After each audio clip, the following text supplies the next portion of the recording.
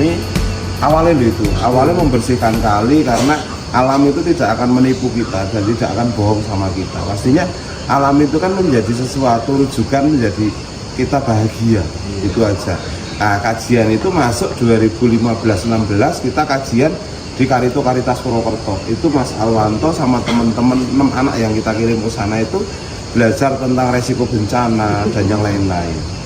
Nah, itu dari itu mulai muncul Mas kajian nih, bagaimana ketika relawan itu tidak melaksanakan evakuasi, ya kan? Kalau pas nganggur lah ya. Betul. Misalkan kan bencana kan tidak setiap saat ada. Terus muncul ide gagasan Mas Al sama teman-teman, dulu masih belum pakai apa-apa, belum ada safety dan yang lain-lain. Setelah sekali itu bersih Mas, itu mereka mencoba pakai ban.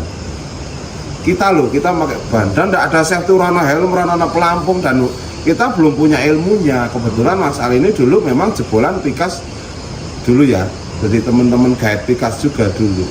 Nah udah itu toh Pak, kalau Bayu bersambut 2016 kita ada SK zaman Pak Priyo dulu di Bupati yang PCP.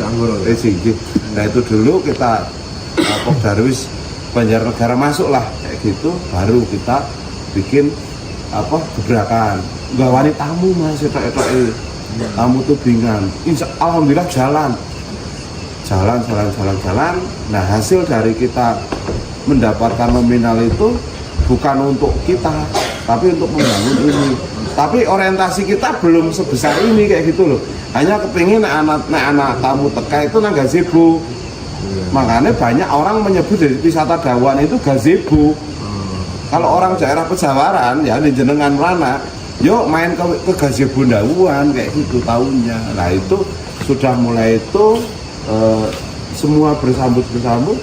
Nah ini saya sama teman-teman ngambil penyertaan modal 100 juta dari BUMDes awal mulanya, bikin kolam renang. Ini masih los semua nih.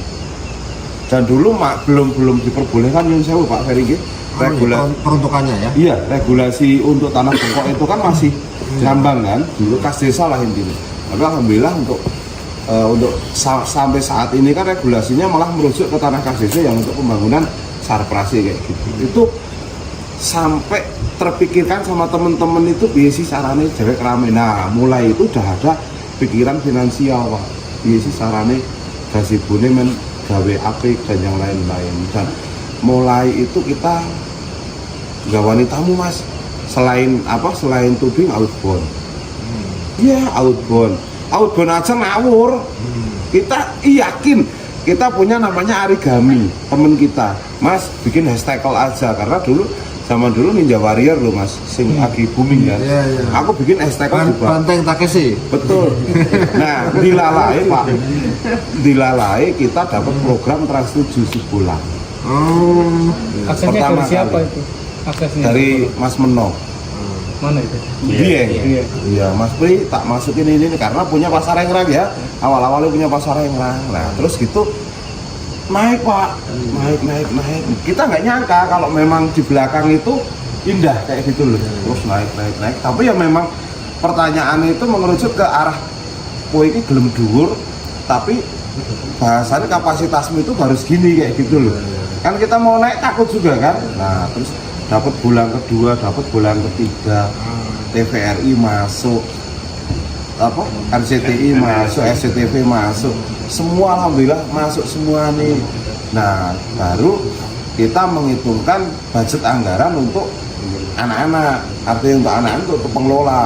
Kowe sing nang tiket tak bayar sepira, rescuer dibayar sepira itu 2019 baru mulai masuk. Kalau untuk sedikit PAD memang kita menyisihkan untuk PAD di desa memang karena kita memang harapannya kita karena ini dari rakyat juga gitu. Biarpun si pengelola itu teman-teman di sini, tapi kan kearifan lokal yang ada di sini itu menjadi kebanggaan buat saya dan teman-teman. Kalau Pak Ferry tadi hadir di sini, orang Dawan yang bekerja di sini dari parkiran sampai pasar Rengrang itu hampir 200 orang. Nyerap tenaga kerja 200 betul. Ya. 200 yang di rumah itu 4. Iya kan? Ya, sampai 5. Iya. Berarti kira-kira menghidupi 1000 orang. Ih, bener Mas. Iya kan? Kan yang dagang sendiri. Ya. Yang mereka yang meracik 200 tadi berapa orang ya?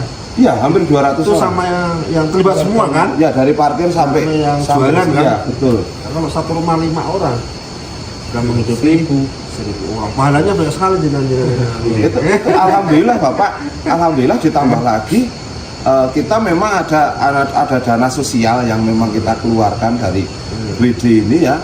Satu untuk penanganan orang meninggal untuk pembelian kain kafan memang kita cover semuanya. Orang Dawan, orang Pringpulung, tapi satu desa bener. dari sini, Iya. bukan dari APBDes ya, Bukan. dari langsung Karena ya, betul. Tidak melalui Manfaat sosial. tidak melalui BUMDes dan APBDes. iya, karena terlalu lama kalau itu pencairan dan lain sebagainya, regulasi akhirnya kalau mau PAD masukkan sebisanya dan sosial, yang penting sosial keluar. Dan saya pikir dulu pedagang di sini belum bisa merasakan langsung dari hasil, ternyata pas kemarin COVID semua mengeluhkan dapurnya orang ngebul gara-gara COVID. Nah, berarti kan sudah mulai ada hasil yang didapat dari ibu-ibu. Dan alhamdulillah sampai sejauh ini berjalan dan terus berkembang. Karena pembangunan itu ya Mas, ya pembangunan itu kalau kita hitung apple to apple ya, Iya. katakanlah misalkan kita membangun infrastruktur, kemudian infrastruktur itu kan tidak kemudian kita hitung balik ke APBD itu berapa, kan tidak bisa dihitung. Tapi ketika kita membangun infrastruktur jalan, berapa putaran ekonomi yang berputar di situ karena efek pembangunan jalan. Nah, bagi pemerintah itu ya sesungguhnya yang ingin didorong. Bukan seremta aku nggak jalan, kontribusi bayar ke APBD, ya itu kecil. Tapi kan ekonomi yang menggerakkan masa itu yang besar. Ada putaran duit yang besar karena jalan gak bagus. Nah kayak gini desa wisata ini ya memang untuk ada kas ke APBDes itu semangat awalnya adalah biar profesionalisme semangatnya. Pengelola itu profesional, tolak ukurnya apa? Sehat pengelolanya dan dua ada kontribusi ke APBDes. Nah, tinggal jangan dipatok aja harus sekian gitu. Yang penting itu adalah bagian profesionalisme. Tapi harus diingat adanya destinasi ini sudah muter duit berapa orang, bisa ada lapangan kerja berapa orang, ya kan? Nah, itu yang manfaatnya yang luar biasa.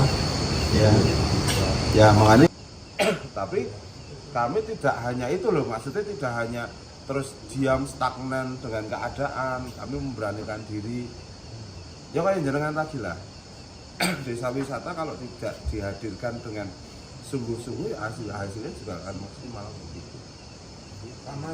Iya gitu banget. Tapi mempertahankan dan bagusnya itu saya lihat ya Dawan itu mampu partisipasi masyarakatnya tinggi. Itu artinya penting itu adalah menggerakkan kesadaran masyarakat. Itu jauh lebih penting. Contoh Bali itu kalau tidak didukung oleh community base-nya, dia tidak jalan. Nah, community base-nya tahu betul bahwa sumber makanan kita itu pariwisata. Jadi sudah ketemu poin. Jadi masyarakatnya juga menyadari bahwa kita ini destinasi wisata, maka kita harus jaga wisatanya. Alamnya kita jaga, kemudian sikapnya dijaga. Jadi nanti Mas Lurah itu kan lama-lama pasti masyarakat sini itu akan sadar wisata. Sadar wisata itu orang datang itu sikapnya beda loh. Monggo, bisa kita bantu. Sudah. Nah, itu lama-lama nanti begitu. Ya kan? Iya. Dan itu kan berarti dengan hadirnya wisata ini dia sadar masyarakatnya jadi meningkat kan. Orang Jogja ya, orang Jogja itu kan ada desa wisata. Orang BCA ditanya, oh monggo di sana Pak. Nah itu karena dia udah di habit tempat wisata. Jadi habit wisata itu masyarakatnya adalah memberikan pelayanan.